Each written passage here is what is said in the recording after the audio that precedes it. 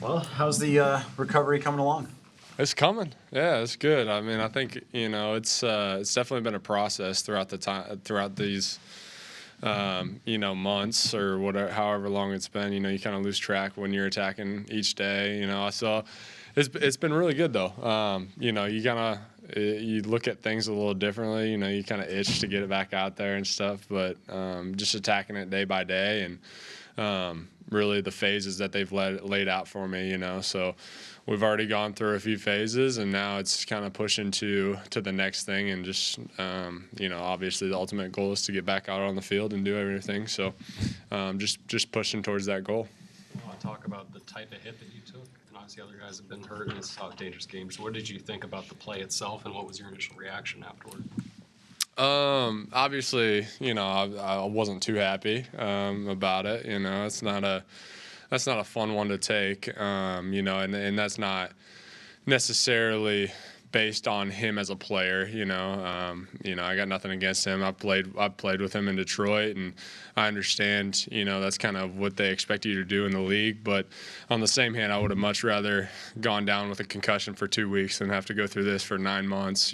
So that's definitely a different conversation. But you can't cut outside the tackle box, so it doesn't really make sense why these guys are able to go as low as they are.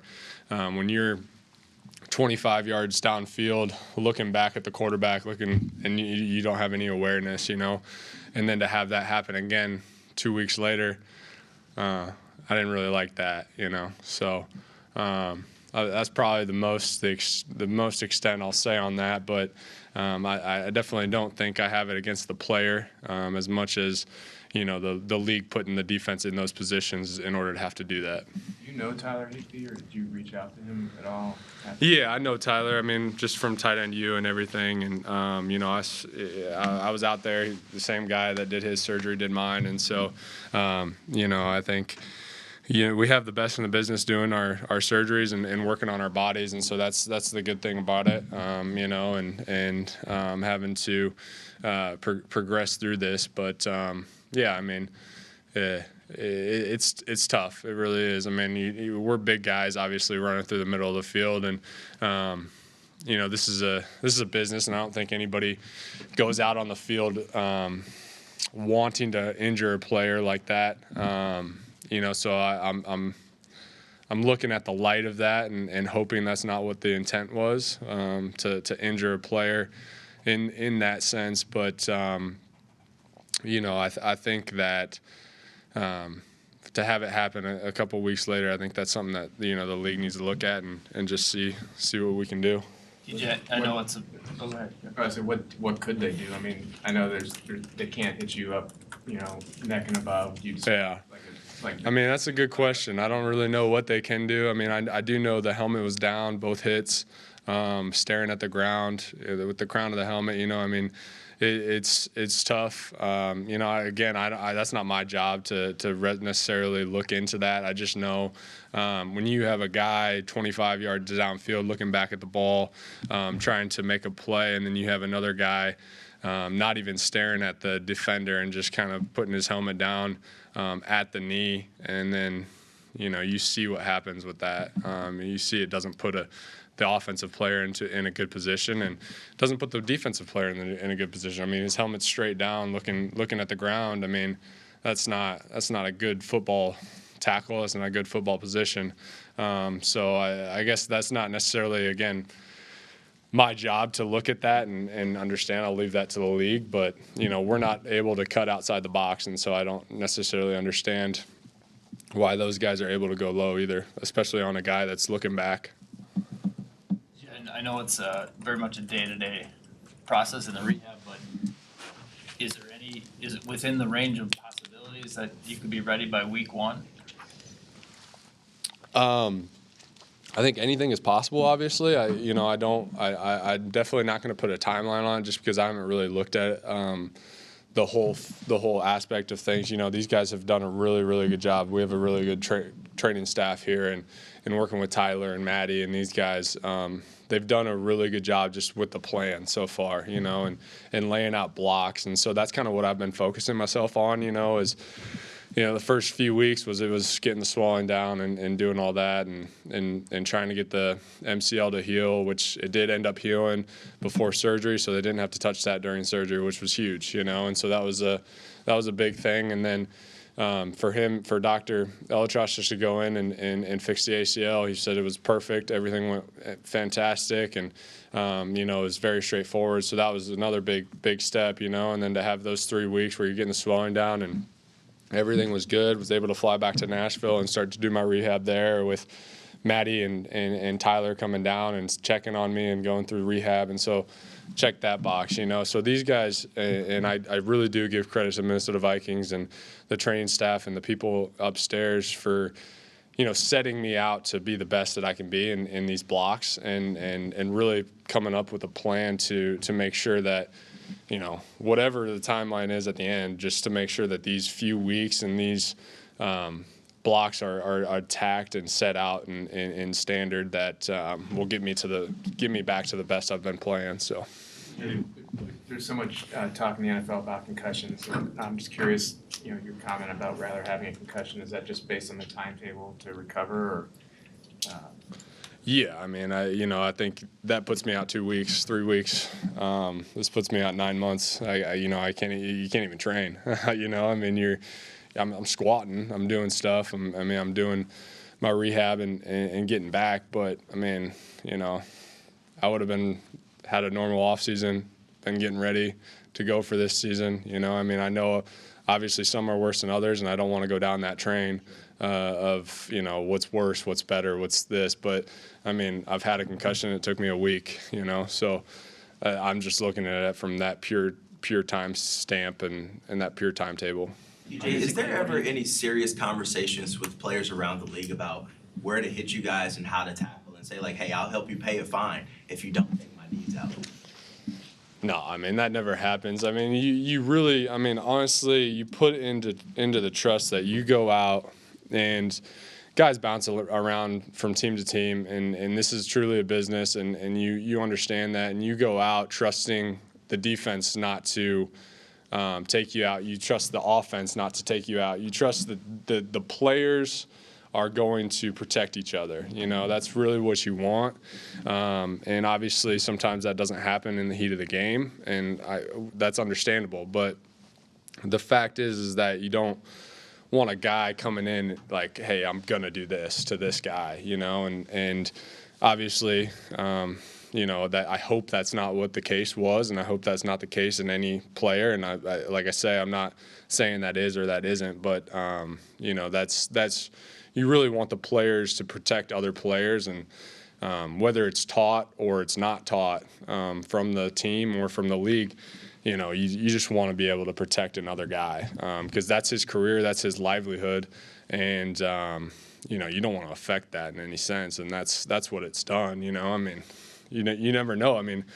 At any point, any play, your career could be over, and you don't want to be the guy that did that, and at least I don't. So that's kind of my thoughts on it.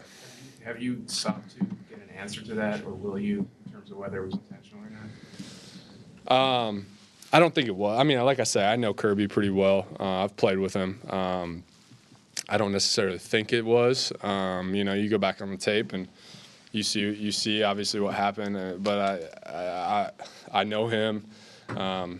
I don't think it was. I just want to make sure it wasn't, and I want to make sure that that's, and that's why I'm using my voice here, is to just, players protect players, and that's in any facet of the league. You don't want a defensive guy head hunting, or you don't want a defensive guy knee hunting, and the same thing for an offensive guy. You don't want me to come across the line and come and just try to come after you, and take you out. Like, that's not my goal. That's not anybody's goal. My goal is to get my job done and to help this team as much as we can.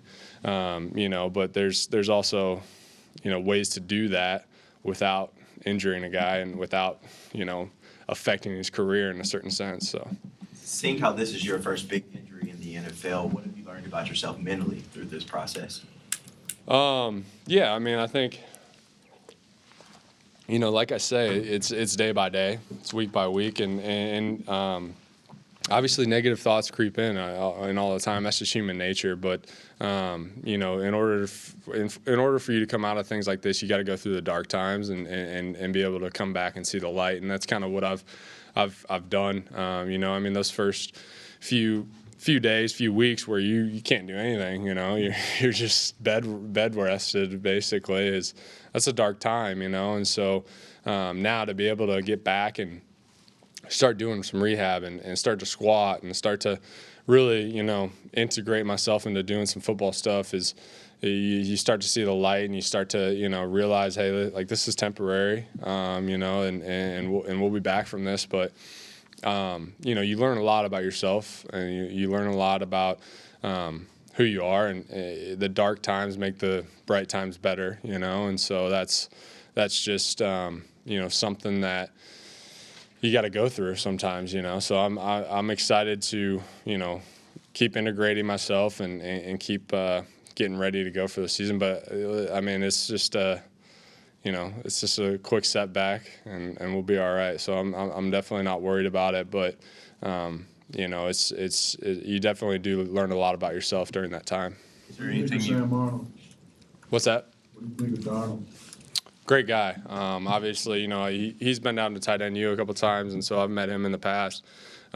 Great guy. You know, played with George for a little bit, which obviously George and I are best buds. So I know quite a bit about him, and just excited to have him in the building. You know, I mean, our whole quarterback group is you know, I said this last year when Kirk went down, we have a lot of really good quarterbacks in that room, and we trust all of them. So just to have another guy like Sam and come in and, you know, learn this offense and be around, you know, obviously this is the first day just working with him, but to be able to do that and continue to do that, I'm excited about it. You talk pretty highly about Tyler and Maddie and kind of the plan and working with them. Like what separates the way they've gone about it? You know, I think the big part is that they just really do care. You know, they don't really, you know, sometimes you get, and in some of these aspects, again, you know, it's a business and you know, they want you back at this certain point and they want you to do this certain time and that kind of stuff. Whereas these guys have really just tried to care about you as a person and be like, hey, listen, like you're not here yet, but you will be. So let's wait. You know, and then there's a diminishing return. Like if they say that you can do this at this point, but, you know, the numbers are showing that you can't and you are, or the opposite, you know, they're saying you could do this later, but you're able to do it now, and, you know, you can integrate that.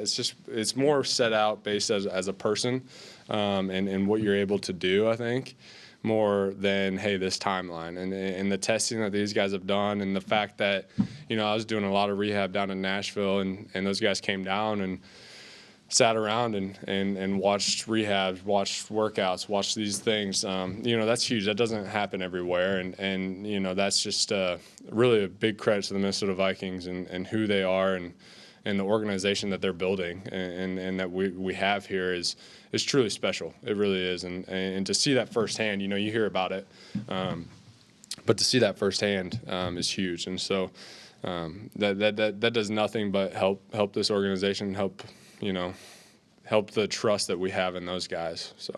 You mentioned squatting. Like, what are you able to do physically right now?